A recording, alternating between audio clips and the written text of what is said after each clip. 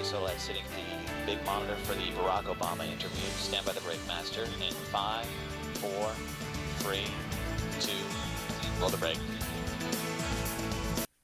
What's the Democrats' plan look like? Illinois Senator Barack Obama's got that. Good morning, Senator. Nice to see you. Thanks for talking with us. What's your plan? How are you, Soledad? I'm very well, thank you. What's the Democrats' plan look like?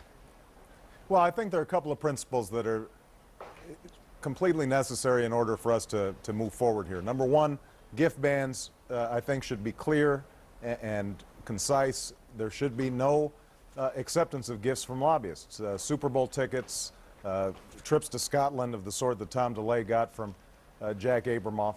Travel bans, making sure that privately funded groups aren't paying for trips, I think is critical.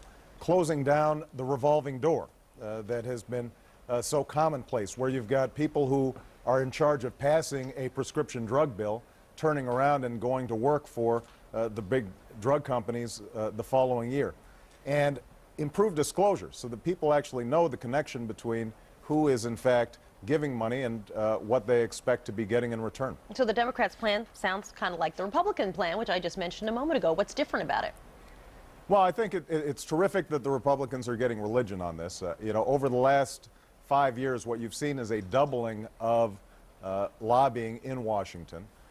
You've seen the K Street Project, an institution set up by Tom DeLay, Jack Abramoff, Grover Norquist, in which they were forcing lobbying firms to contribute only to Republicans and hire only Republicans if they wanted, in fact, to have an impact on legislation. And so it's not surprising that there's some scrambling going on in Washington now in terms of moving this forward. I think the Democrats don't have a monopoly on virtue, but the Abramoff scandal is one sin that can't be attributed to the Democrats, and I think what we're hoping is that there's a sincere bipartisan effort on both sides to eliminate this kind of corrosive culture of corruption that's been taking hold in Washington over the last several years. The newspaper The Hill says the proposals that will come forward today from the Democrats, each one's going to be named for a lobbyist or someone linked to the scandal. Is that correct?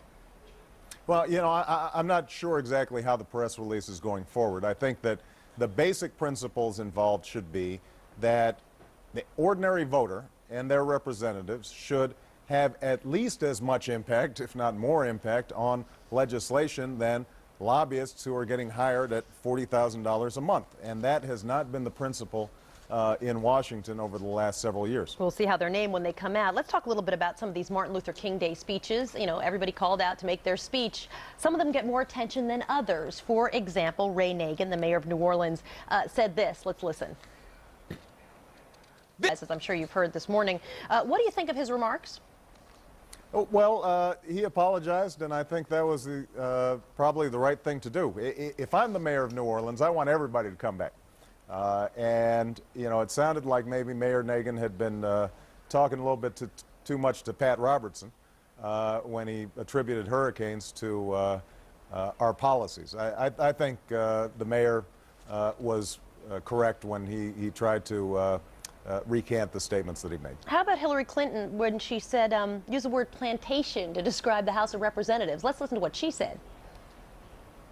When you look at the way the House of Representatives has been run, it has been run like a plantation, and you know what I'm talking about. Some of those plantation owners slash residents took a little great exception to that word, plantation. What do you think of that?